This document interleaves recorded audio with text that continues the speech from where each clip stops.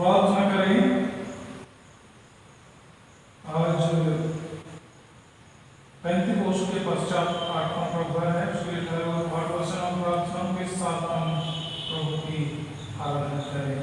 सर्वशक्तिमान यीशु पिता पुत्र पवित्र आत्मा के नाम से आमीन। परमेश्वर हम सारी आदर महिमा तुझे देते हैं सब तक इस पहले दिन के लिए। प्रभु इसमें तूने अपने पुत्र यीशु को मृतकों में से जिला उठाया, उसी बात को स्मरण करते हुए और तूने अनोखे योजना के द्वारा हमारा उद्धार किया है। सारी बातों को याद करते हुए हम तुझे धन्यवाद देने तेरी महिमा करने को उपस्थित हैं। प्रभु परमेश्वर हमारी प्रार्थना इस आराधना क्रम में हमारी सहायता कर, शुरू से अंत तक हम तेरी उपस्थिति में रहें। तेरे महिमा के गीतों को गाने के हमारे होठों को खोल दे, हमारे मन हृदय को पूरी पवित्र कर, ताकि शुद्धता और पवित्रता के साथ तेरी आराधना करें, तेरे वचनों पर ध्यान करें और तेरे संबंध का भरपूर आनंद उठाएं। हमारे उन प्रियजनों की प्रार्थना है जो अपने अपने जगहों में इसमें शामिल होकर के तेरी आराधना कर रहे हैं, सब उनको आशीष दे। हमारे प्रभु यीशु क्रिस्त के द्वारा आमीन। हम गीत गाएंगे प्रभु की महिमा के लिए। गीत नंबर 300 और प्रभु तेरा राज।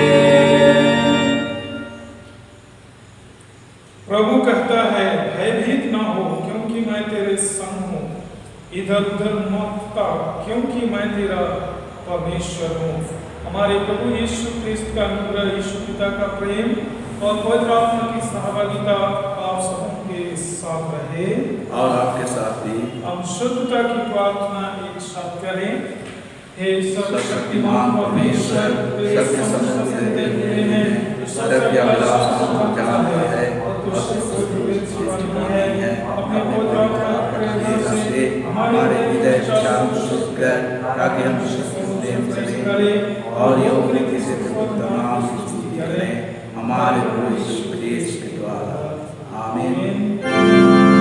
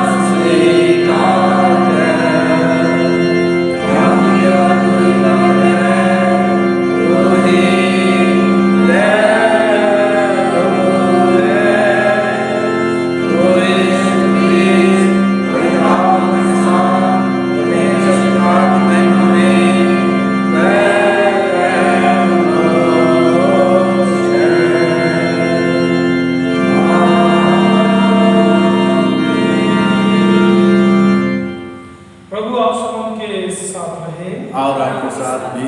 प्रार्थना करें।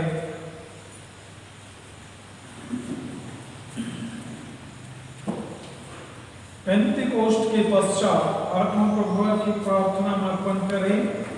हे परमेश्वर हमारे पिता, जिन्हें तो अपने अटल भय और प्रेम में प्रतिपालन करता है, उनकी सहायता करना और मार्गदर्शन करना कभी नहीं भूलता है। हमें तेरे प्रति प्रेम और भक्ति का ऐसा वर दे कि तेरी महासामर्थ और सुरक्षा पर भरोसा रखते हुए हम तेरे पवित्र नाम का अंगीकार करने से कभी भयभीत न हो। हमारे प्रभु यीशु ख्रिस्त के द्वारा, जो तेरे पवित्र आत्मा के साथ एक परमेश्वर अब और सदा जीता और राज करता है। आमीन। हम अपने उन प्रियजनों को याद करें जो उनसे दूर में रहते हैं। हे प्रभु हमारे परमेश्वर, को सब स्थानों में उपस्थित है। हम तेरा धन्यवाद इसलिए करते हैं न कि स्थान की दूरी न किसी प्रकार की विघ्न हमें तुझसे अलग कर सकता, और इसलिए भी कि जो एक दूसरे से अलग रखते हैं वो इस सब तेरे सन्मुख रहते हैं। अपनी पवित्र शरण में हमारे बिछड़े हुए भाई बहनों की ऐसा रक्षा कर, यह वर दे कि हम और वे दोनों तेरी संगति को ऐसे खोजें, तेरे निकट आकर हम एक दूसरे के निकट खींचे जाएं, हमारे प्रभु यीशु ख्रिस्त के द्वारा। आमीन। हे सर्वशक्तिमान और दयावान परमेश्वर, तू जो जीवन और मृत्यु का प्रभु है, इस भयानक रोग और काल के समय हम नम्रता से तेरे ओर अपनी आंखें उठाते हैं और हमें बचाने की भरोसा रखते हुए तुझसे विनती करते हैं। तो हमें इस संकट से छुड़ा और अपने लोगों को ऐसे स्वस्थ और शक्ति दे, वे शांत और नम्र और धन्यवादित मन से तेरी सेवा करें, हमारे प्रभु यीशु ख्रिस्त के द्वारा। आमीन। हम अपने उन प्रियजनों को याद करें जो अपने शारीरिक तकलीफों में हैं। एक परम पवित्र यहोवा परमेश्वर, तुम्हें अपने पुत्र यीशु मसीह को इस संसार में मनुष्य जाति के सभी बलात्कारों का कबायत होने के लिए भेजा, और जो लोग विश्वास के साथ उसके पास आए, सभी ने अपने विश्वास का प्रतिफल चंगाई के रूप में प्राप्त किया। हमारे देवते, हमारे प्रियजन जितने कुछ शारीरिक मानसिक आत्मिक रूप से बीमार हालातों में हैं और अपने बिस्तर बिछौने में से तुझे पुकारते हैं, उनकी आवाज अपने तक पहुंचने दे। और हे प्रभु, जिनके लिए हमारी प्रार्थना चाहिए गई है, हमारी प्रार्थना तूने सुना है, धन्यवाद करते हैं। प्रभु हमें धीरज दे ताकि हम उस समय का इंतजार करें जब तू अपना कार्य करने वाला है। प्रभु उन सबों को धीरज से भरपूर कर और तेरे समय का भी इंतजार करें। प्रभु परमेश्वर साहस दे, वे विश्वास ना छोड़े, वरन विश्वास को थामे रहे, हमारे प्रभु यीशु ख्रिस्त के द्वारा। आमीन। हम सुसमाचार प्रसार के लिए प्रार्थना करें। हे परमेश्वर, तूने सब जाति के मनुष्यों को एक ही लहू से सारी पृथ्वी पर वास करने के लिए उत्पन्न किया और अपने धन्य पुत्र को इसलिए भेजा कि जो दूर है और जो निकट है दोनों को मेल का प्रचार करे। यह वर्दी किस देश के सब लोग तुझे टटोल कर पाए, और हे स्वर्गीय पिता, उस प्रतिज्ञा को शीघ्र पूरा कर जो तूने की है कि मैं सभी मनुष्यों पर अपनी आत्मा उंडेलूंगा, हमारे त्राता यीशु ख्रिस्त के द्वारा। आमीन। हम भजन संहिता से पाठ के लिए खड़े हो जाएंगे। भजन संहिता पाठ, भजन नंबर 56, 1 से 3 और 9 से 13। भजन नंबर 56, 1 से 3 और 9 से 13, इससे बारी बारी से पढ़ेंगे।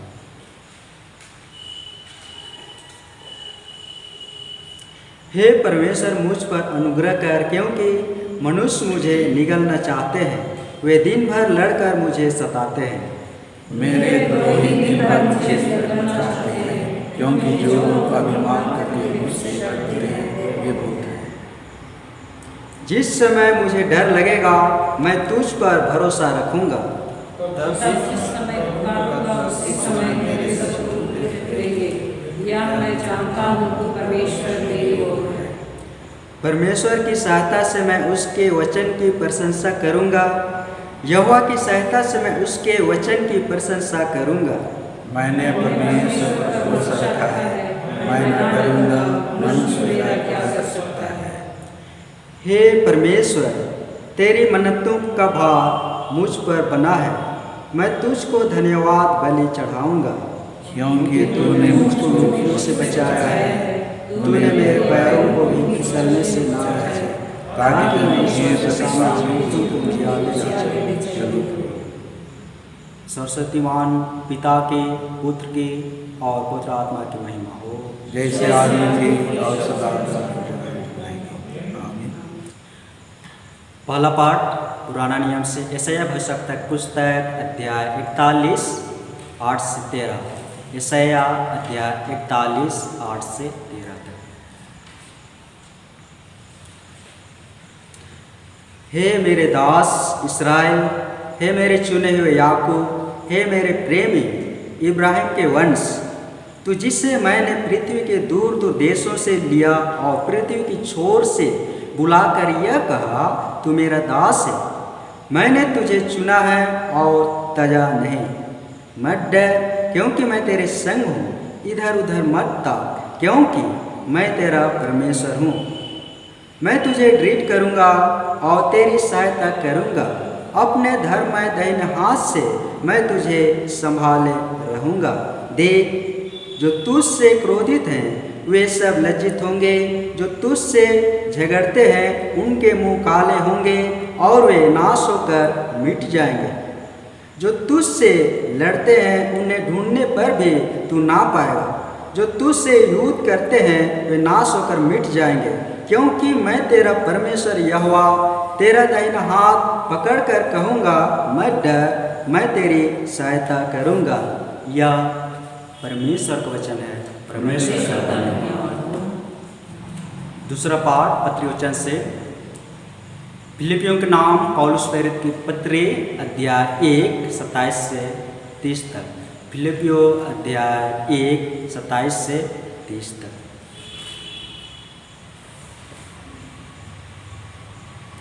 केवल इतना करो कि तुम्हारा चाल चलन मसीह के सुसमाचार की योग्य हो, कि चाहे मैं आकर तुम्हें देखूं, चाहे ना भी आऊं, तुम्हारे विषय में यह सुनूं कि तुम एक ही आत्मा में स्थिर हो और एक चित्त होकर सुसमाचार के विश्वास के लिए परिश्रम करते रहते हो, और किसी बात में विरोधियों से भय नहीं खाते या उनके लिए विनाश का स्पष्ट चिन्ह है, परंतु तुम्हारे लिए उद्धार का, और यह परमेश्वर की ओर से है, क्योंकि मसीह के कारण तुम पर यह अनुग्रह हुआ कि ना केवल उस पर विश्वास करो पर उसके लिए दुख भी उठाओ। और तुम्हें वैसा ही परिश्रम करना है जैसा तुमने मुझे करते देखा है, और अब भी सुनते हो कि मैं वैसा ही करता हूँ। यह परमेश्वर का वचन है। परमेश्वर का हम सुसमाचार से पहले गीत गाएंगे। गीत नंबर 127, जब हम लेकर के हाथ चलते यीशु के साथ।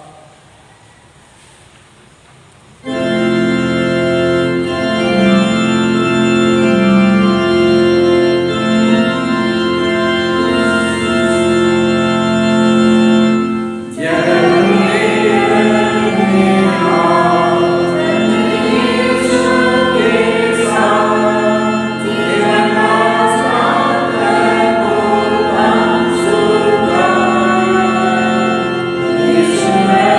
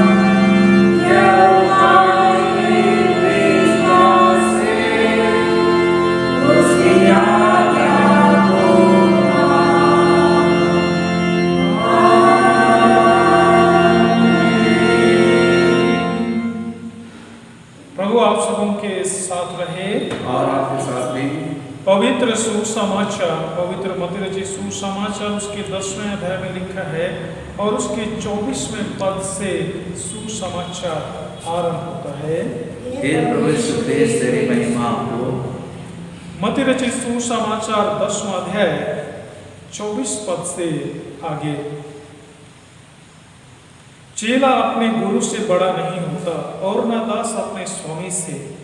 चेले का गुरु के और दास का स्वामी के बराबर होना ही बहुत है। जब उन्होंने घर के स्वामी को शैतान कहा तो उसके घर वालों को क्या कुछ ना कहेंगे। इसलिए मनुष्यों से मत डरना, क्योंकि कुछ ढपा नहीं जो खोला ना जाएगा और ना कुछ छिपा है जो जाना ना जाएगा। जो मैं तुमसे अंधियारे में कहता हूँ उसे तुम उजियाले में कहो, और जो कानों कान सुनते हो उसे छतों पर से प्रचार करो। जो शरीर को घात करते हैं पर आत्मा को घात नहीं कर सकते, उनसे मत डरना, पर उसी से डरो जो शरीर और आत्मा दोनों को नरक में नष्ट कर सकता है। क्या पैसे में तो गौरियाँ नहीं बिकती? तो भी तुम्हारे पिता की इच्छा के बिना उनमें से एक भी भूमि पर नहीं गिर सकती। तुम्हारे सिर के बाल भी सब गिने हुए हैं, इसलिए डरो नहीं, तुम बहुत गौरियों से बढ़कर हो। जो कोई मनुष्यों के सामने मुझे मान लेगा, उससे मैं भी अपने स्वर्गीय पिता के सामने मान लूँगा। पर जो कोई मनुष्यों के सामने मेरा इनकार करेगा, उससे मैं भी अपने स्वर्गीय पिता के सामने इनकार करूँगा। यह ख्रिस्त का सुसमाचार है। प्रार्थना करें। हे सर्वशक्तिमान परमेश्वर, हम तेरा धन्यवाद करते हैं आज के दिन के लिए। तो परमेश्वर, इस समय हम तेरे वचनों में से सीखना समझना चाहते हैं, तो हमारे मन विचारों को शुद्ध पवित्र करके हम तेरे वचन पर ध्यान कर सके। हमें ध्यान की आत्मा दे। हे पिता परमेश्वर, हमारे भीतर शुद्ध मन उत्पन्न कर और हमारे अंदर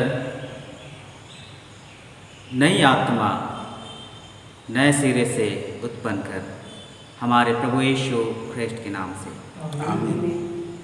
कृपया बैठ जाएं।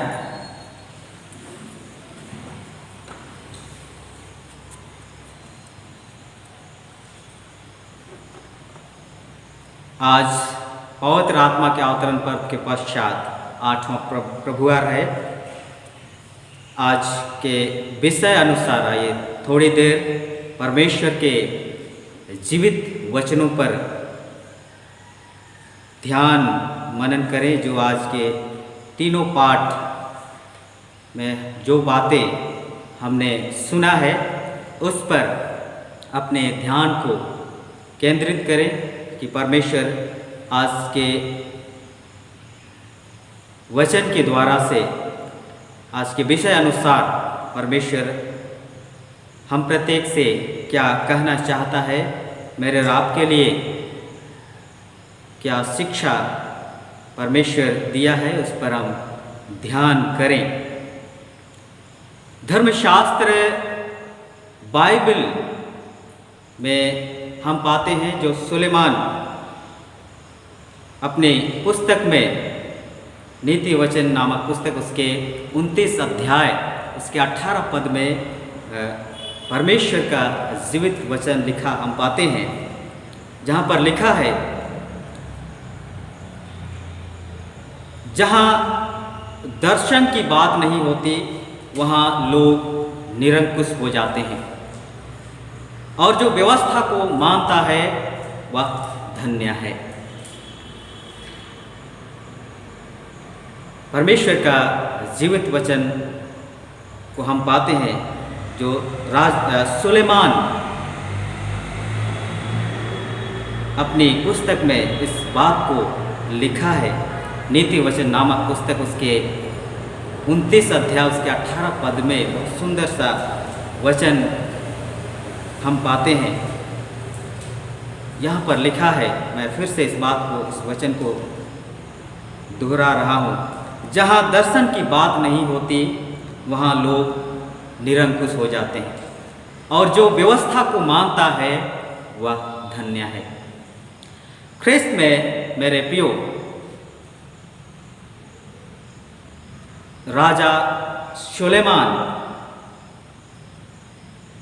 इस वचन के द्वारा से हमें यह बता रहा है कि हमें हर एक इंसान को एक लक्ष्य को लेकर कोई भी काम करना चाहिए। कोई भी मनुष्य को, कोई इंसान को एक लक्ष्य के लेकर आगे बढ़ना चाहिए, काम करना चाहिए। हमेशा उनके दिमाग में एक तय कार्यक्रम होना चाहिए और मंजिल तक पहुंचने का प्रयास करना चाहिए। इस वचन के द्वारा से हम इस बात को पाते हैं। इस वचन में दर्शन शब्द का प्रयोग किया गया है। यहाँ पर जो दर्शन शब्द का अर्थ है परमेश्वर की ओर से प्रकाशन। यहाँ पर जो दर्शन शब्द का प्रयोग किया गया है, राजा सुलेमान दर्शन शब्द का प्रयोग किए हैं, जिसका अर्थ है परमेश्वर की ओर से प्रकाशन। दूसरा शब्द निरंकुश, जिसका अर्थ है बेलगाम हो जाना। अर्थात इस वचन का अर्थ है जो लोग परमेश्वर के वचन को नहीं जानते या नहीं मानते हैं, जानते हुए भी नहीं चलते हैं, स्वीकार नहीं करते हैं, वे लोग अनियंत्रित हो जाते हैं। जो लोग परमेश्वर के वचन को नहीं मानते हैं या स्वीकार नहीं करते हैं, नहीं जानते हैं, वे लोग अनियंत्रित हो सकते हैं, अर्थात उस लक्ष्य से भटक सकते हैं। दूसरे पक्ष में, दूसरे भाग में राजा सुलेमान लिखता है, जो व्यवस्था को मानता है वह धन्य होता है। जो व्यवस्था को मानता है वह धन्य होता है।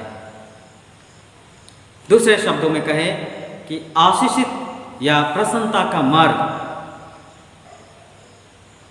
वचन में दी गई जो परमेश्वर की इच्छा है उसको पालन करने के द्वारा से पाया जाता है।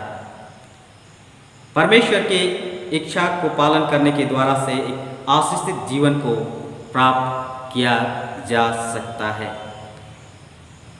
बहुत सुंदर सा वचन मेरे और आपके लिए राजा सुलेमान लिखता है। मेरे प्रियो, हम इस पर ध्यान करें। एक विश्वासी को परमेश्वर का वचन और उसका पालन करना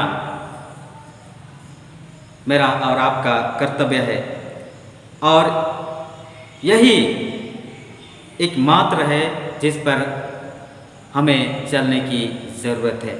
चाहे संसार अनियंत्रित हो जाए, किंतु मैं और आप परमेश्वर के दर्शन, परमेश्वर के प्रकाशन को हमने पाया है, तो हमें उसी में चलने की ज़रूरत है ताकि हम एक अच्छे और आशीषित जीवन को पा सकें। ख्रिस्त में मेरे प्रियो, हर इंसान या हर मनुष्य अपने जीवन में कोई ना कोई अच्छा काम करना चाहता है। अपने जीवन में कोई महत्वपूर्ण कार्य या मूल्यवान कार्य या अर्थपूर्ण कार्य अपने जीवन में करना चाहता है और उसी दिशा में वह बढ़ता है।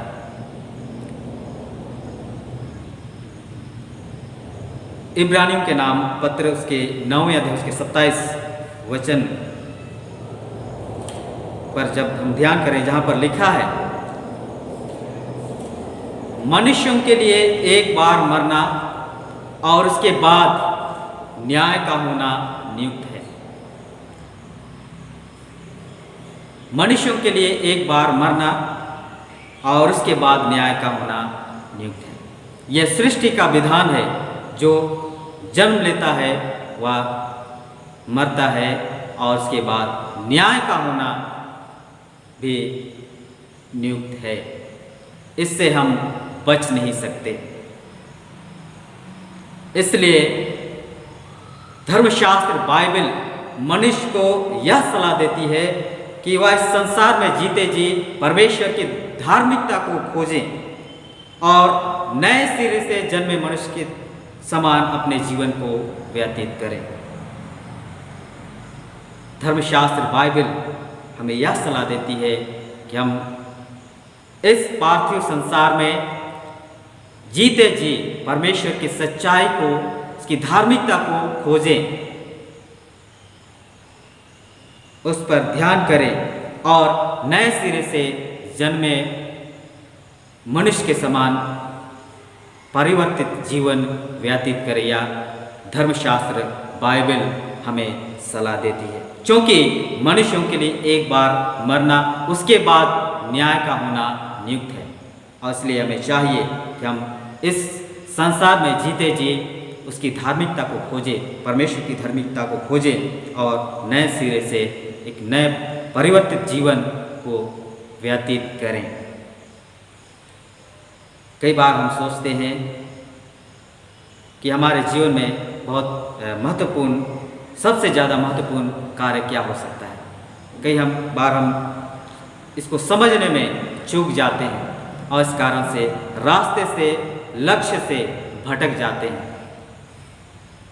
हमारा जीवन बेलगाम हो जाता है, भटक जाते हैं। मेरे प्रियो, आज हमें ध्यान करने की ज़रूरत है, मंथन करने की ज़रूरत है कि हमारे जीवन में सबसे महत्वपूर्ण, अर्थपूर्ण कार्य क्या है जो परमेश्वर ने मुझको और आपको सौंपा है। जो परमेश्वर स्वयं इस पृथ्वी पर यीशु मसीह के रूप में आया और उसने हमें उदाहरण दिया, शिक्षाएं दी और सबसे मूल्यवान कार्य हमें सौंपा है। परमेश्वर अपने पुत्र को इस संसार में भेजा, इस पृथ्वी पर भेजा। यीशु मसीह के रूप में वह आया और हमें उदाहरण दिया अपने जीवन शैली के द्वारा से, और सबसे मूल्यवान कार्य मुझको और आपको सौंपा है। हम आज विचार करें कि परमेश्वर के द्वारा हमें सौंपा गया कार्य कितना मूल्यवान है। और स्वर्ग के संतान अर्थात परमेश्वर के संतान होने के नाते बिना किसी हिचकिचाहट से, बिना किसी लज्जा के, बिना किसी संकोच के, बिना झिझक के निडर और निर्भीक होकर उसकी सेवा करें जो परमेश्वर हमें सौंपा है। आज के लिए ध्यान मनन करने का विषय यही है कि प्रभु यीशु मसीह हमें सिखाते हैं कि हम परमेश्वर की सेवा बिना किसी भय के करें। प्रभु यीशु मसीह हमारे उद्धारकर्ता यीशु मसीह हमें सिखाया है कि हम जो परमेश्वर के संतान हैं, परमेश्वर के लोग हैं, जो कार्य उसने हमें सौंपा है बिना किसी संकोच के, निडरता के साथ, साहसी होकर, बिना लज्जा के हम उसकी सेवा करें। मेरे प्रियो, सबसे महत्वपूर्ण कार्य यही है कि जो प्रेम परमेश्वर हमसे किया है वो प्रेम हम दूसरों को बताएं। पहला यूहन्ना उसके 4 अध्याय उसके 9वें वचन में परमेश्वर का जीवित वचन लिखा हम पाते हैं। पहला यूहन्ना 4:9 में इस प्रकार लिखा है, जो प्रेम परमेश्वर हमसे रखता है वह इस बात से प्रकट हुआ कि परमेश्वर ने अपने इकलौते पुत्र को जगत में भेजा है कि हम उसके द्वारा जीवन पाएं। परमेश्वर का प्रेम कैसा प्रकट होता है? परमेश्वर ने संसार के सभी लोगों के लिए, सभी लोगों को बचाने के लिए अपने पुत्र यीशु मसीह को भेजा था। तब परमेश्वर का प्रेम प्रकट किया गया था और हमने उस प्रेम को पाया है। परमेश्वर ने मुझको और आपसे को प्रेम किया है, अनंत जीवन की आशा दी है। अब वो कार्य हमें सौंपा गया है। जो प्रेम हमने परमेश्वर से पाया है, हम उस प्रेम को दूसरों को प्रकट करें, दूसरों को दें।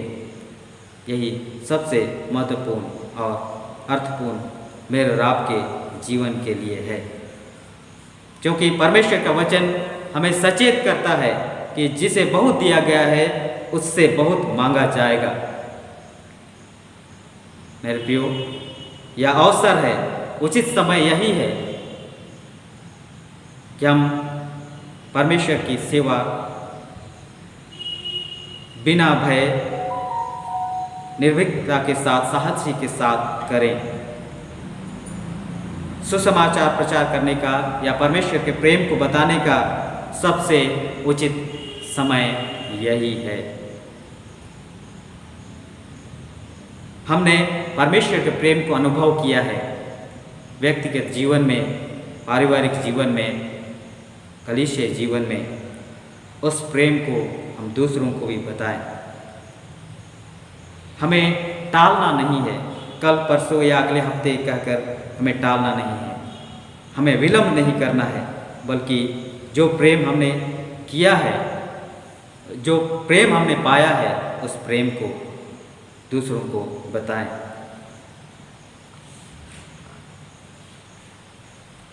मेरे प्रियो,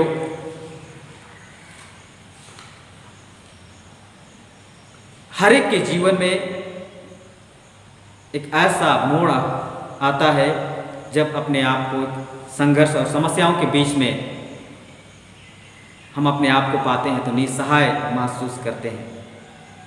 जब कोई समस्या, संघर्ष करते हैं, समस्याओं के बीच में होते हैं, तो वह स्वाभाविक है कि वह अपने आप को निस्सहाय, निराशा महसूस करते हैं। इन दिनों कईयों के मन में यही उत्पन्न हो रही है कि क्योंकि इस ऐसे परिस्थिति में हम हैं, कोरोना महामारी के समय में है, कई लोग ये सोच रहे हैं कि परमेश्वर क्रूर है, पक्षवादी है, हमारे मामलों में कोई दिलचस्प नहीं ले रहा है। कई बार हम ऐसा सोच सकते हैं और इस प्रकार की घटनाएं हमारे जीवन में ही नहीं बल्कि धर्मशास्त्र, बाइबल में जो पात्र हैं उनके जीवन में भी इस बात को हम पाते हैं कि अपने जीवन में वे लोग भी मानसिक संताप का अनुभव उन्होंने किया। धर्मशास्त्र बाइबल में यिर्मयाह नबी के विषय में हम पढ़ते हैं। वह एक ऐसा नबी है जिसे परमेश्वर ने अपने सेवा करने के लिए, अपने संदेश को सुनाने के लिए, संदेश की घोषणा करने के लिए विशेष रूप से उनको चुन लिया था। परमेश्वर यिर्मयाह को उसके माँ बाप से अधिक चाहते थे और इस प्रकार से उनको अपने कार्य के लिए, विशेष कार्य करने के लिए चुन लिया था। परमेश्वर ने उसे उसके जन्म से पहले ही एक विशेष मिशन के लिए उनको चुन लिया था। धर्मशास्त्र बाइबल में हम इस बात को पाते हैं। यिर्मयाह अपनी पुस्तक में इस बात का जिक्र करता है। यिर्मयाह 1 उसका 5 से आगे पढ़ेंगे, वहाँ पर पाएंगे कि परमेश्वर उनको एक विशेष कार्य के लिए चुन लिया था। उसका कार्य था उस समय के राजा और लोगों के सामने सत्य को, सच्चाई को प्रकट करना। वह साहस के साथ मंदिर में और सार्वजनिक जगह में जाकर जो भ्रष्टाचार हो रहा था उसके विरुद्ध बोलता था। साहस के साथ परमेश्वर के मिशन कार्य को व उसकी सच्चाई को बताता था। भ्रष्टाचार के खिलाफ, भ्रष्टाचार के विरुद्ध वह बोलता था। मंदिरों में जाकर उसने उसने लोगों को और परमेश्वर के प्रति निष्ठाहीनता के विरुद्ध वह सावधान किया। उसने भविष्यवाणी भी की, नगर और मंदिर की नाश होने की भविष्यवाणी उसने की। और इन कारणों से लोगों में जो यिर्मयाह के प्रति लोकप्रियता थी वह नष्ट हो गई। और इस प्रकार से सभी उसकी हंसी मजाक उड़ाते थे, परमेश्वर के सच्चाई को लोगों को बतलाते थे, किंतु सब उसके विरुद्ध हो गए, सब उसके हंसी उड़ाते थे। यहाँ तक कि उसके मित्र जिन पर वह भरोसा रखता था वे भी उसके विरुद्ध हो गए और उन पर आक्रमण करते थे। बाद में उन्हीं लोगों ने उसे कैद करके मार डाला। ख्रिस्त में मेरे प्रियो, यिर्मयाह अपनी पुस्तक में इस बात का जिक्र करता है। वह कहता है कि लोगों के मन में उसके प्रति कितना द्वेष था। परमेश्वर के सच्चाई को वह बतलाता था और इस कारण से लोगों के मन में उसके प्रति कितना द्वेष था। और चारों ओर उसके विरुद्ध लोगों को बड़बड़ाते वह सुनता रहता था। लोग उनके विरोध में बोलते थे, वह सुनता रहता था। सबसे पीड़ाजनक दुख की बात उसके लिए यह थी कि न केवल उसके शत्रु बल्कि उसके मित्र और परिवार वाले भी उसके विरुद्ध हो गए थे। अपने परिवार के लोग भी, उसके मित्र भी उसके विरोध हो गए थे, क्योंकि वह परमेश्वर के सच्चाई को, जो परमेश्वर ने उनको भेजा था और जिस कार्य के लिए परमेश्वर ने उनको चुना था, वह ईमानदारी के साथ वह कर रहा था। लेकिन वे परिवार वाले भी उसके विरुद्ध हो गए थे, सभी उसका मजाक उड़ाते थे। परमेश्वर ने यिर्मयाह को एक विजन, एक मिशन, एक जिम्मेवारी दी थी। पुरस्कार में उसे मुसीबत, धोखा और मृत्यु मिली, किंतु उसने अपना साहस नहीं छोड़ा और साहस के साथ अपना कार्य, अपने मिशन कार्य को, सेवा का कार्य को वह जारी किया। यिर्मयाह को परमेश्वर में और परमेश्वर के शक्ति में पूरा विश्वास था।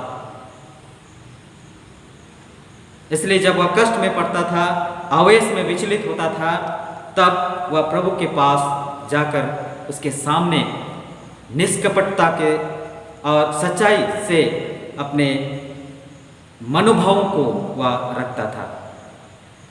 परमेश्वर के पास जाकर अपने मनोभावों को रखता था, सच्चाई के साथ, निष्कपटता के साथ। जब कभी वह कष्ट में पड़ता था, आवेश में विचलित होता था, उसने शत्रुओं को सजा देने की प्रार्थना की। हम पाते हैं कि किताब में कि वह अपने जन्मदिन को भी वह कोसता था। उसने अनुभव किया कि परमेश्वर ने उसे त्यागा है।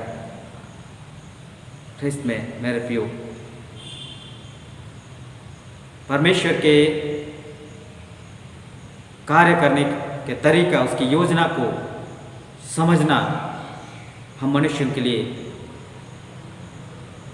कठिन सा लगता है। और इस कारण से हम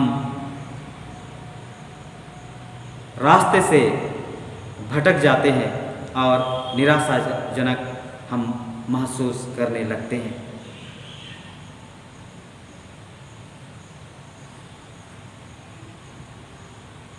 यिर्मयाह के समान हम सबों को इस संसार में एक विशेष कार्य के लिए भेजा गया है। हम भेजे गए लोग हैं। परमेश्वर ने हम प्रत्येक को एक विशेष उद्देश्य के लिए इस संसार में भेजा है। कलीसिया में अलग अलग कार्य सौंपा है। समाज की सेवा में हमें अवसर दिया है कि हम उन कार्यों को सच्चाई और ईमानदारी के साथ करें। और हमारा मिशन है, जो परमेश्वर हमें कार्य सौंपा है, अर्थात सच्चाई के साथ सच्चाई का साक्षी बनना। और इस काम में कई तरह की परिस्थितियां आएंगी, समस्याएं आएंगी, लोग हंसी उड़ाएंगे, मजाक उड़ाएंगे, हमारे अपने लोग हमारे विरोध हो जाएंगे, किंतु परमेश्वर का जीवित वचन को हमें स्मरण करने की जरूरत है। मत डर, हमें प्रोत्साहन देता है कि मत डर, मैं तेरे संग हूँ। यिर्मयाह भी अपने जीवन में इस बात को अनुभव किया, क्योंकि वे अपने ही लोग उनको छोड़ दिया, हंसी उड़ाते थे, किंतु वह अपना साहस नहीं छोड़ा, परमेश्वर की सेवा को जारी रखा। सुसमाचार में यीशु मसीह यही बात कहता है कि सत्य की मिशन को की घोषणा करना हमें निडरता के साथ करना चाहिए, बिना झिझक के करना चाहिए। एक विश्वासी को सच बोलने से डरना नहीं चाहिए। यही यीशु मसीह आज के सुसमाचार में कह रहा है। इसलिए मनुष्यों से मत डरना, क्योंकि कुछ ढका नहीं जो खोला ना जाएगा, और ना कुछ छिपा है जो जाना ना जाएगा। जो शरीर को घात करते हैं पर आत्मा को घात नहीं कर सकते, उनसे मत डरना, पर उसी से डरो जो आत्मा और शरीर दोनों को नरक में नष्ट कर सकता है। यीशु मसीह इस बात को कहते हैं कि हम उसके कार्य को बिना संकोच के हमें करना चाहिए, निर्भीक होकर कार्य करना चाहिए। यंत्रणा देने वालों से निर्भय होकर रहना चाहिए, क्योंकि जो भी यीशु मसीह के लिए इस संसार में पीड़ा सहता है, उसका 100 गुना अधिक पुरस्कार उसे स्वर्ग में मिलेगा। धर्मशास्त्र हमें बतलाता है। मेरे प्रियो, आज हमें अपने मनोभावों को, अपने विचारों को जांच करने की ज़रूरत है। जांच करके देखना चाहिए कि जब कोई अवैध रीति से धन इकट्ठा करता है तो क्या हम मौन रहते हैं, या कोई गलत करता है तो हम रोकते नहीं हैं।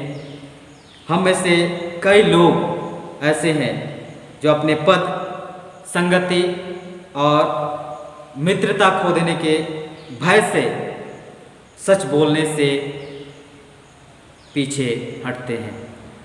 अपने पद और संगति और मित्रता खो देने के भय से वह पीछे हट जाता है, सच नहीं बोलता है, रोकता नहीं है। मेरे प्रिय, आज हमें ध्यान करने की ज़रूरत है, सोचने समझना और मंथन करने की ज़रूरत है कि हम किस लाइन में हैं, हम किसका साथ दे रहे हैं, न्याय या अन्याय का, सत्य का या असत्य का। आज मुझको और आपको ध्यान करने की ज़रूरत है। परमेश्वर के कार्यों को सच्चाई के साथ बिना भय के करना चाहिए। ये हमें धर्मशास्त्र बाइबल वचन हमें सलाह देती है। आज की परिस्थितियों में परमेश्वर की सेवा करना, सुसमाचार की घोषणा करना हमारे लिए कठिन मालूम होता है। इस भौतिक समाज में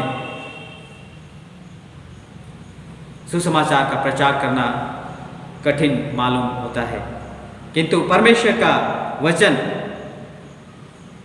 हमें प्रोत्साहन देते हैं कि हमें जो सौंपे गए कार्य है उसको हम जारी रखें, क्योंकि परमेश्वर हमारे साथ है, वो हमारे पक्ष में है। इसलिए हमें डरने की ज़रूरत नहीं। सच्चाई को ईमानदारी के साथ बताएं। ऐसे उत्साह भरे शब्द यीशु मसीह कहते हैं, तुम्हें उनसे डरना चाहिए जो तुम्हारी आत्मा का नाश कर सकता है। मेरे प्रियो, उनसे डरना चाहिए जो हमारा शरीर और आत्मा का नाश कर सकता है। हम मनुष्यों से डरने की ज़रूरत नहीं है। अगर ईश्वर हमारे साथ है तो हमारा विरोध कौन हो सकता है। इसलिए हमें सच बोलने से नहीं डरना चाहिए। हम एक ख्रिस्तीय, एक मसीह विश्वासी के समान जीवन व्यतीत करने की ज़रूरत है। परमेश्वर हम प्रत्येक को एक विशेष कार्य दिया है, योग्यताएं दी है। हमें अपनी योग्यताओं को पहचानने की ज़रूरत है। दुनिया में कोई भी व्यक्ति नहीं जिसको परमेश्वर ने कोई योग्यता नहीं दी है, चाहे कोई भी हो, धर्मी हो या अधर्मी हो, ज्ञानवान हो या अनपढ़ हो, हर एक को परमेश्वर ने योग्यताएं दी है, जिम्मेवारी दी है, हमें अवसर दिया है, हमें कार्य करने की ज़रूरत है। हमारे पास योग्यताएं हैं, हमें काम करने का अवसर परमेश्वर ने हमें दिया है। हमें मालूम होना चाहिए कि परमेश्वर हमारे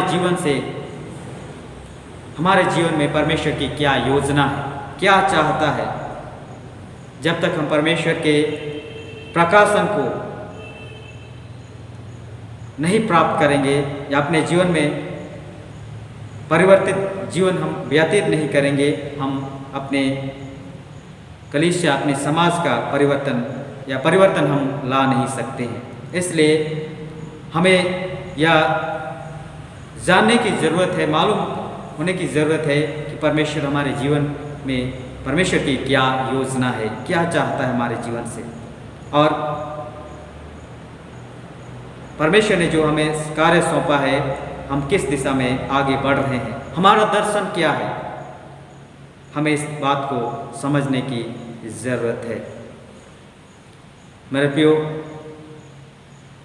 जैसे जैसे इस संसार के अंत का समय आते जा रहे हैं, ऐसा लगता है या अनुमान हम लगा सकते हैं कि किसी भी समय, किसी भी क्षण जो लोग मसीह की वापस या लौटने की आशा जो रहे हैं, वे लोग भी उस आशा को त्याग देंगे। ऐसा लग रहा है कि परमेश्वर के लोग जो मसीह यीशु के आगमन की बाट जो रहे हैं, वे लोग भी उस आशा को त्याग देंगे। किंतु सत्य हमेशा बना रहेगा, चाहे मनुष्य इसे माने या ना माने। सच्चाई यह है कि प्रभु यीशु मसीह का आगमन किसी भी समय हो सकता है। हमें प्रभु की सेवा में व्यस्त हो जाना है। जो कार्य हमें परमेश्वर ने हमें सौंपा है, ईमानदारी के साथ बिना किसी भय के हम करें, और परमेश्वर विश्वास योग्यता से भंडारीपन को निभाना है जो परमेश्वर ने हमें सौंपा है। हमारी जिम्मेवारी बिल्कुल स्पष्ट है। हमारी मशालें जलती रहें। परमेश्वर इस वचन के द्वारा हमें बहुतायत की आशीष प्रदान करें। प्रार्थना करें। अनुग्रहकारी जीवित महान परमेश्वर, तेरे जीवित वचन के लिए तेरा धन्यवाद करते हैं।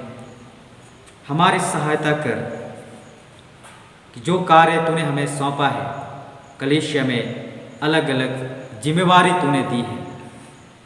प्रभु परमेश्वर, हम निर्बल कमज़ोर हैं, किंतु तू हमें बलवान करता है, सामर्थ देता है, साहस देता है कि हम उन कामों को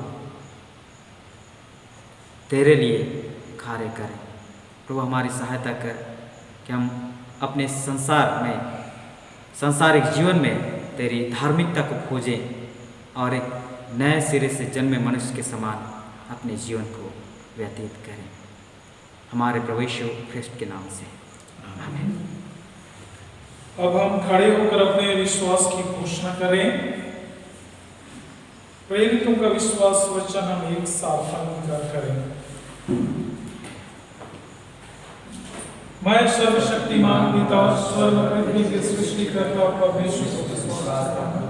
मैं उसके इकलौते पुत्र हमारे प्रभु यीशु मसीह पर विश्वास करता हूँ और पवित्र आत्मा के साथ से घर में आया हो, हमारी मरीज से जन्मा, उसने पाप पिलातुस शासन में होकर और चढ़ाया गया, मरा उठाया गया और पृथ्वी के लोग मुद्रा तीसरे दिन जी उठा, स्वस्थ होकर चढ़ गया, पिता के टाइम में विराजमान है और जीवित और मृत का न्याय करने को गिराएगा। संतों की संगति आत्मा की क्षमा देह के पुनरुत्थान और अनंत जीवन पर विश्वास करता हूँ। आमीन। हम प्रभु भोज विधि क्रम संख्या 17 से आगे हम लोग जाएंगे। प्रभु भोज विधि क्रम संख्या 17 से आगे।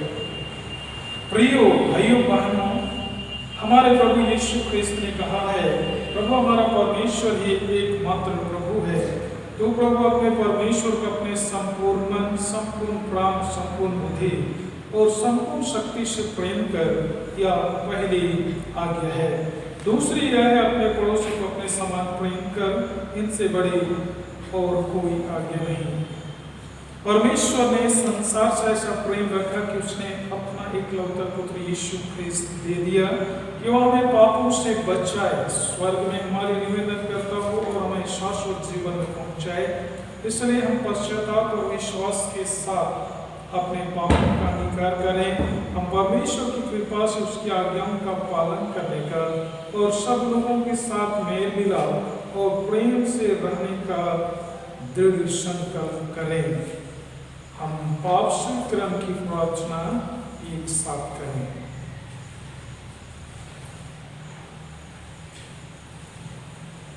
एक साथ।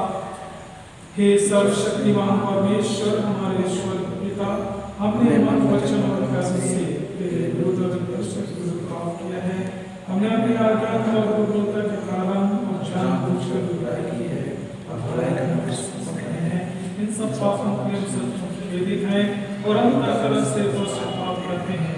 तेरे पुत्र यीशु ख्रिस्त ने हमें अपने प्राण दिए, उसी के कारण हमें जो पाप है उनको क्षमा कर और यह भविष्य में जीवन पाकर सदा तेरी सेवा करें, ताकि तेरे नाम की महिमा हो। आमीन। सर्वशक्तिमान परमेश्वर उन सबको क्षमा करता है जो एक दूसरे को क्षमा करते और सच्चा पश्चाताप करते हैं। वह आप सब पर दया करे, आपके सब पापों को क्षमा करे, उनसे आपको छुटकारा दे, सब भले कामों में आपको स्थिर और सबल करे और शाश्वत जीवन में बनाए रखे। आमीन। परमेश्वर का धन्यवाद हो। हम शांति अभिवादन के लिए खड़े हो जाएंगे। हम सब मिलकर ख्रिस्त की देह हैं। हम सब ने एक आत्मा द्वारा एक देह में बपतिस्मा लिया है। हम ऐसे कार्यों में संलग्न रहें जिनसे शांति मिलती और एक दूसरे का निर्माण होता है।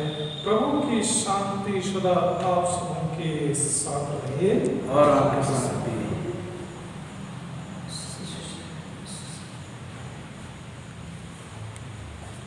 अब हम पवित्र श्रद्धा भक्ति के साथ प्रभु को अपना भेंट अर्पित करें। गीत गाएंगे, गीत नंबर 204। गीत नंबर 204 एक द्वार बिंद खुला रहता है।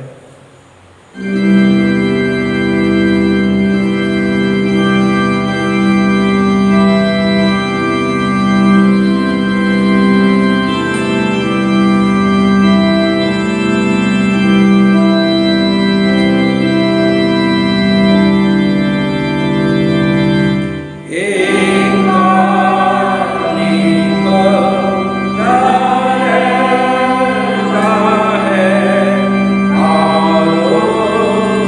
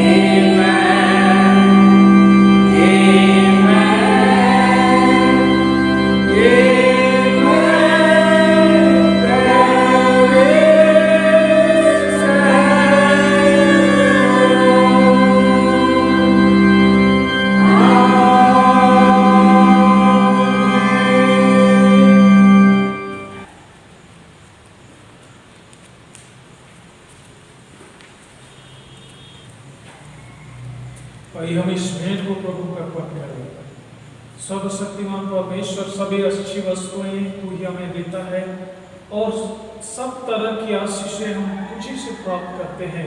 और इसी बात को स्मरण करते हुए हम यह भेंट तुझे अर्पण कर रहे हैं। प्रभु इसे स्वीकार कर, कलीसिया के काम में आने के लिए पवित्र कर। हर एक जो इस बात को कबूल कर और स्वीकार करके कि तू ही दाता है, हर्षित मन से अपने मुट्ठियों को खोलते हुए तुझे देते हैं। प्रभु उन्हें आशीषित कर और निरंतर उस समझ में वे बढ़ते जाएं।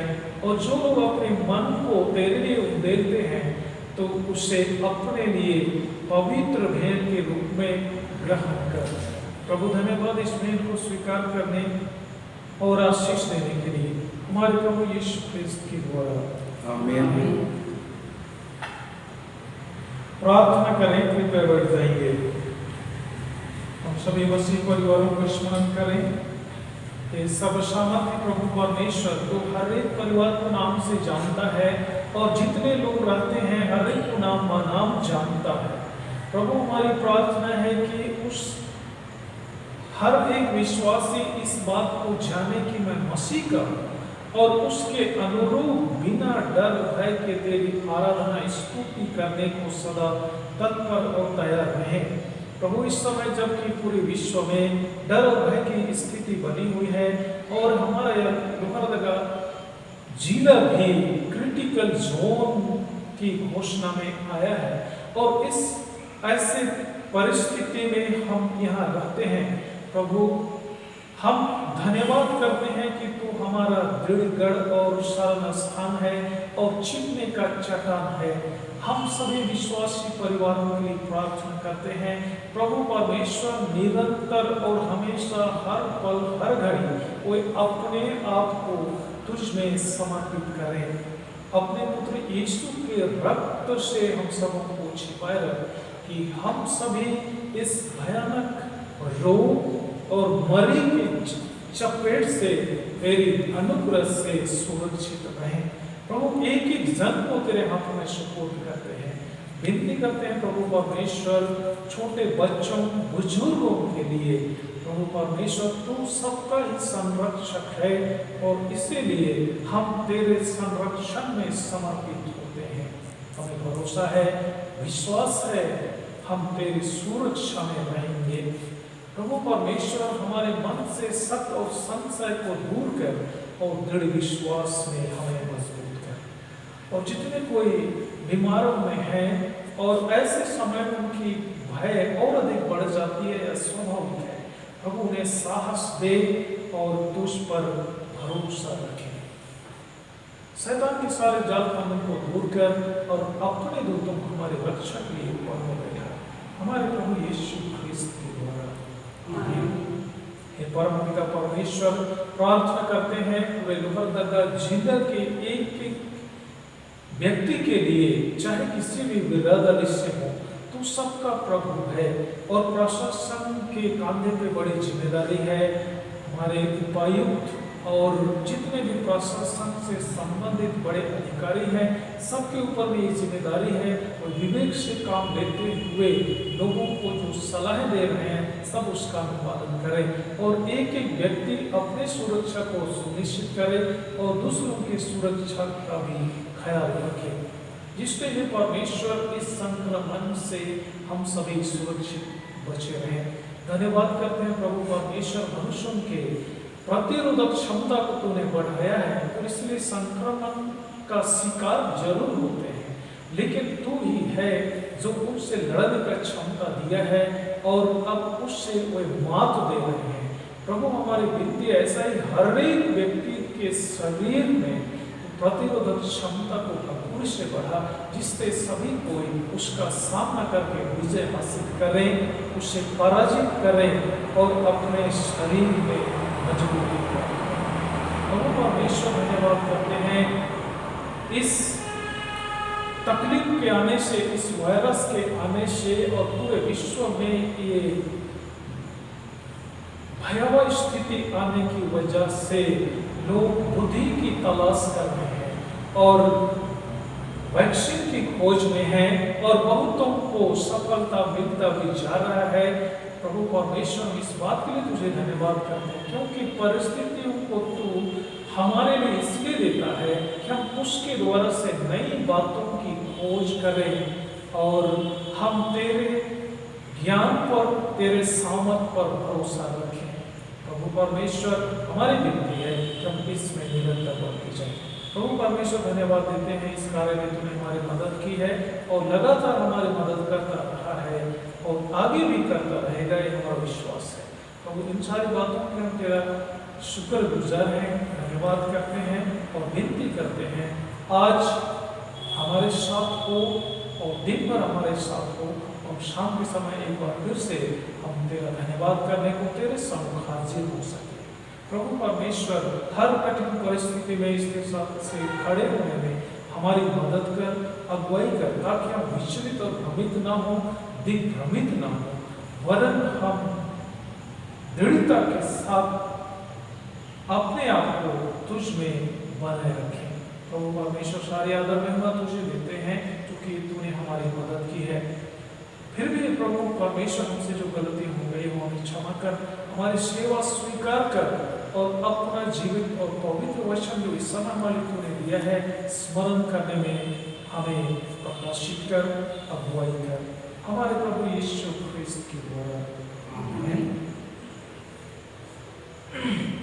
हम आशीर्वचन ग्रहण करें।